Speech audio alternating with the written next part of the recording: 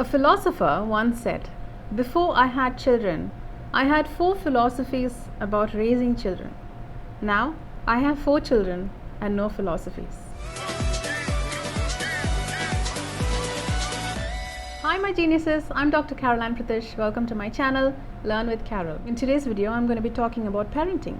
Now before I continue, if you haven't subscribed to my channel, please do now, as I have a lot of interesting thoughts in my mind that I want to share with you. Every child is different from any other child and from any other person.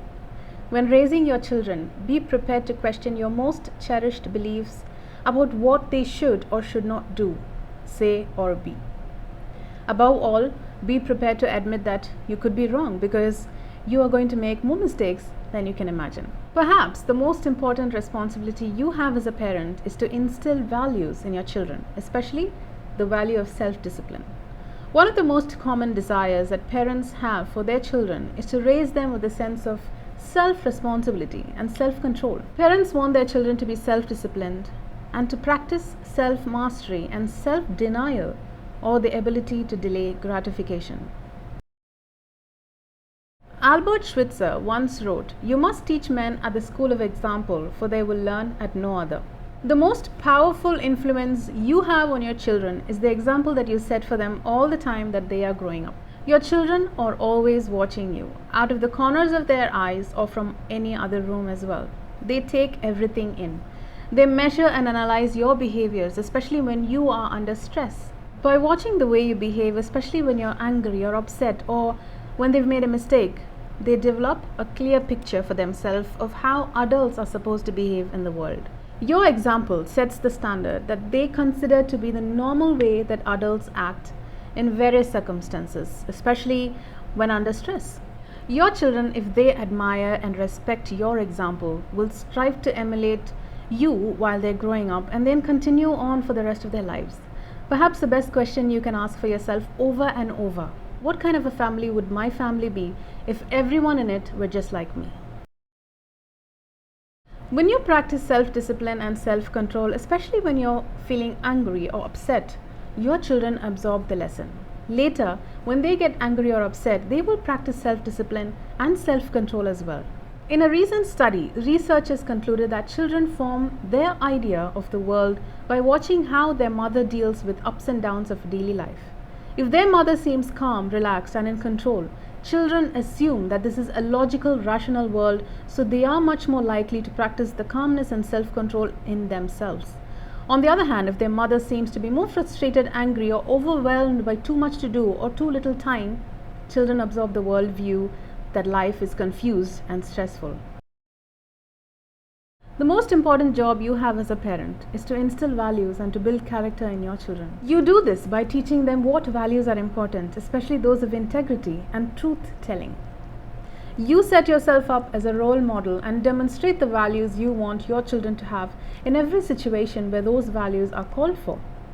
Because the core value of character is integrity, the most important value that you instill in your children is truthfulness. Much to the shock of most parents, children lie. When they're growing up, they don't tell the truth. They tell both little and big lies. Often, this comes as a surprise to parents who feel that somehow they must have failed their children in some way. But don't worry. Lying is a normal and natural part of childhood. It is a form of communication that children are trying out to see if it works. If children find that telling lies is an effective way to get things they want quickly and easily, they will lie on a regular basis. Children will give lying a try to see if it works. If it doesn't, they will try something else, and that something else is usually telling the truth. One day, I was reading a question in a book on child raising which said, if your children lie to you, who made them afraid to tell the truth? Now that was a real eye-opener. I then told my girls, from now on, always tell the truth. We promise that you will never get into trouble for telling the truth. If you tell a lie, we will be upset and you'll be punished. But if you tell the truth, you'll always be okay with us. Over time, they got into a habit of telling the truth no matter what it was. And I kept my promise. I never punished our children for telling the truth. When children tell the truth, they grow up straight and strong with high self-esteem and high levels of self-confidence. They have higher levels of self-respect and personal pride. They look to you straight in the eye and tell you exactly what they're thinking and feeling. They are very different from children who must continuously lie or shade the truth in order to get things past their parents. In raising your children, there will be countless times when they will do or say something which you disapprove. During these times, you must discipline yourself to think before you act or react, controlling yourself and your own temper. You must remind yourself that what you do in a moment of stress is registered and recorded by your child and can have an effect on him or her for an indefinite period into the future. Children learn values by teaching and examples given to them repeatedly while they're growing up. When you teach them values and personally practice the values of love, your children will adopt these behaviors as norms.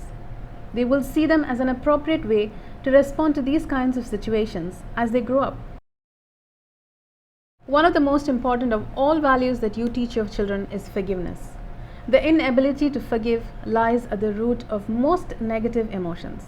When you practice forgiveness, when you freely let things go, your children grow up with the ability to forgive as well. Now, this saves them from years of unhappiness as a result of someone hurting them in some way, which will always happen. From the time our children were little, and if I shouted at her for any reason, I would always go to her and talk to her and show some love and sometimes even apologize and say, I should not have shouted at you. I was wrong. Please don't make mommy do it again because I feel bad. When you raise children, they will make countless mistakes while they are growing up. Sometimes you will overreact. Unless you're a saint, this is almost impossible for you not to do. However, whenever you make a mistake with a child, you should have the courage and compassion to realize that destructive criticism from a parent is extremely painful to a child. So go and take it back. Apologize or at least talk to them. Even if the child has misbehaved, this does not justify reacting in a negative or hurtful way to your child. The minute you apologize or reconcile for anything that you may have done to hurt them, you liberate them from feelings of negativity or inferiority. By taking it back, you allow them to be happy and confident once more. Developing proper values and teaching proper conduct to your children is a lifelong job. You cannot give a single lecture on truthfulness and compassion and then forget about it. You must repeat the lesson by discussion and example over and over, year after year, all the time while your children are with you. In a letter to Miss Manners, a parent asked, "How long does it take to teach my children table manners? No matter what I say, it seems that my children still eat in an unmannered and disorganized way." Miss Manners responded by saying, "Be patient.